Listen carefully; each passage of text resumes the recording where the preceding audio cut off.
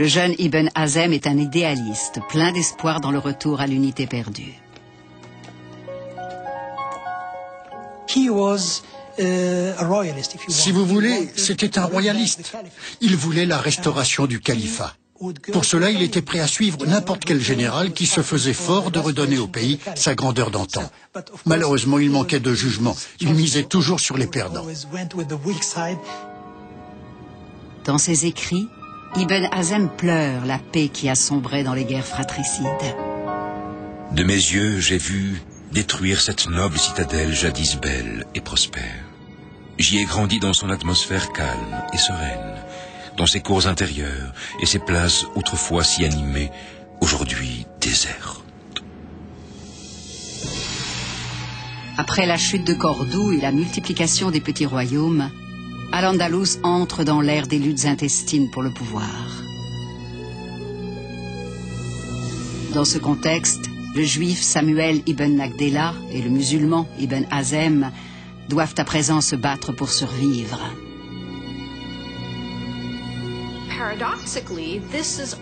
Paradoxalement, cette période de division a aussi été celle d'un extraordinaire épanouissement culturel. Chaque roitelet voulait en effet que sa cour soit la plus brillante. Les années passent et la réputation de l'érudit Samuel ibn Nagdela grandit. Il est bientôt invité à la cour de l'une des plus puissantes taïfas, Grenade. À Grenade, un important pourcentage des habitants étaient juifs. Sa population musulmane était aussi assez hétérogène. C'était une situation complexe, comme au temps du califat. Le vizir de Grenade, un berbère, confie à Samuel ibn Nagdela la rédaction du courrier diplomatique. Le Premier ministre est si impressionné par le jeune savant qu'il l'accueille dans la cour du roi.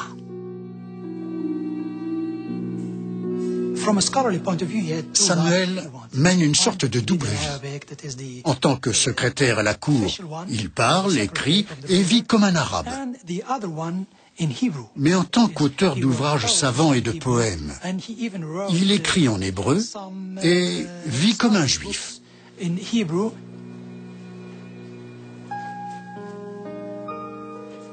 Ibn Hazm, lui, après plusieurs années de lutte, ne trouve aucun protecteur et ne connaît pas le succès.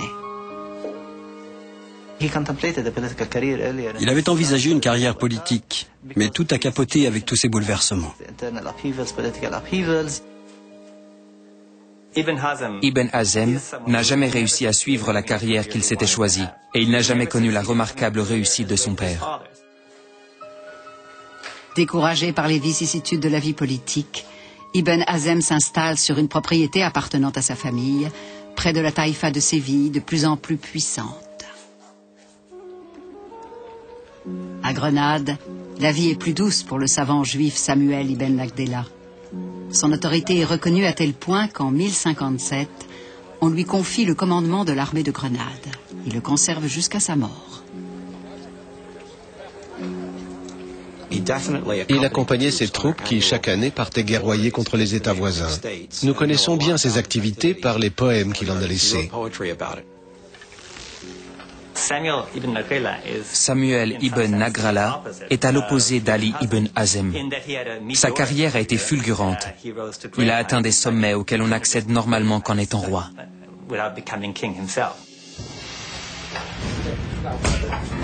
Dans la taïfa de Séville, le musulman Ibn Hazm doit endurer la persécution et l'emprisonnement. Une des caractéristiques de ces petits royaumes appelés taïfas réside dans le fait que les factions politiques y vont de pair avec des courants religieux particuliers. Ibn Hazm représentait l'un de ces courants, et ses ennemis ont bien sûr tout fait pour le présenter comme un hérétique.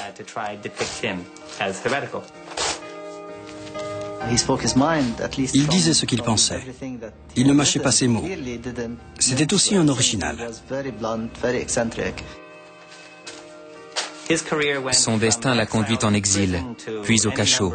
Il a connu d'incroyables vicissitudes. Après sa libération, Ibn Hazm se retire de la vie publique. et se consacre à l'écriture et à l'étude de la religion. Il a écrit un livre incroyablement novateur pour l'époque. C'est la première étude comparative des trois religions, l'islam, le christianisme et le judaïsme. Ibn Hazm s'est démarqué de la plupart des intellectuels de son époque par son intérêt particulier pour les autres religions. Il dialoguait avec des prêtres chrétiens et des rabbins juifs. Il a probablement rencontré Samuel ibn Nagrallah quand ils étaient jeunes. Mais les années de rejet et de persécution ont durement marqué Ibn Hazm. Son destin personnel l'a laissé amer et déçu. En même temps, il percevait avec acuité le fait d'avoir vécu en un temps de crise pour l'islam. Les ouvrages d'Ibn Hazm n'essaient pas d'établir un dialogue entre les religions. On n'y trouve aucune sympathie.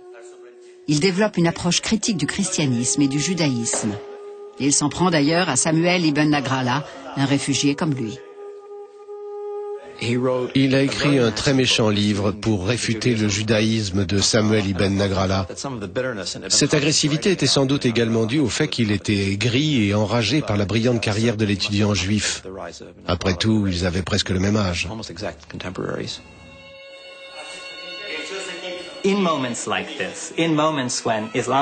Dans des moments comme celui-ci, où l'islam semble perdre la bataille contre le christianisme et les autres religions, on cherche une explication.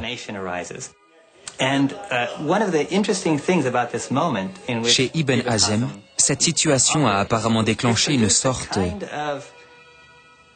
d'anti-judaïsme politique, inconnu jusque-là.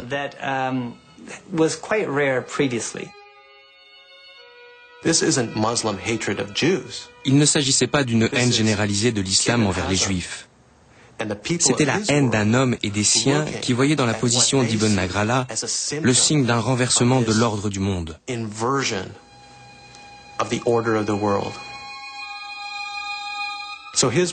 Ibn Hazm voyait l'effondrement du califat d'un point de vue très personnel, fondamentalement opposé à la perspective de Samuel ibn Nagrallah. Pour Ibn Hazm et les gens comme lui, la chute du royaume et la formation des taïfas étaient la pire des catastrophes que l'on puisse imaginer. Sans l'autorité centrale de Cordoue pour unir les peuples, l'essor des taïfas pousse en effet les musulmans à s'affronter entre eux, ce qui ouvre une ère de division et de guerre. Dans leur lutte pour la suprématie, les puissants royaumes de Séville et de Grenade se retournent contre les taïfas les plus vulnérables, dans le nord. Mais pour survivre, ces taïfas du nord se tournent vers les rois chrétiens. Leur chef envoie des émissaires pour solliciter leur aide. En échange du paiement d'un tribut, les souverains chrétiens leur ont garanti un minimum de protection. Cela a entraîné des relations très compliquées. Des alliances entre des princes musulmans et chrétiens étaient opposées à d'autres coalitions de musulmans et de chrétiens.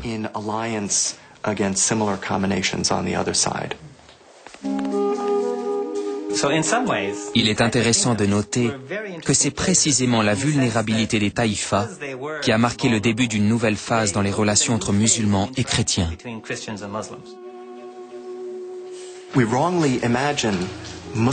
Ce serait une erreur d'imaginer que les musulmans et les chrétiens se sont affrontés en bloc monolithique. En réalité, aucun chef musulman n'a eu honte de conclure un accord avec un roi chrétien si celui-ci offrait de protéger son royaume contre ses voisins. La concurrence entre les taïfas change définitivement le visage d'Al-Andalus. Les rapports de force changent au détriment du côté musulman.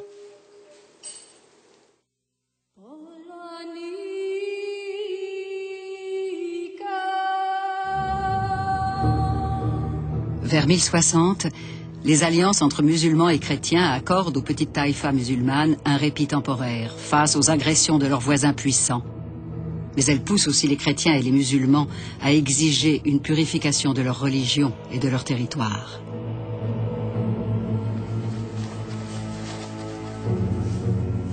À Rome, le pape Alexandre II considère que les relations étroites entre chrétiens et musulmans sont immorales. Il veut expulser tous les musulmans de l'Espagne.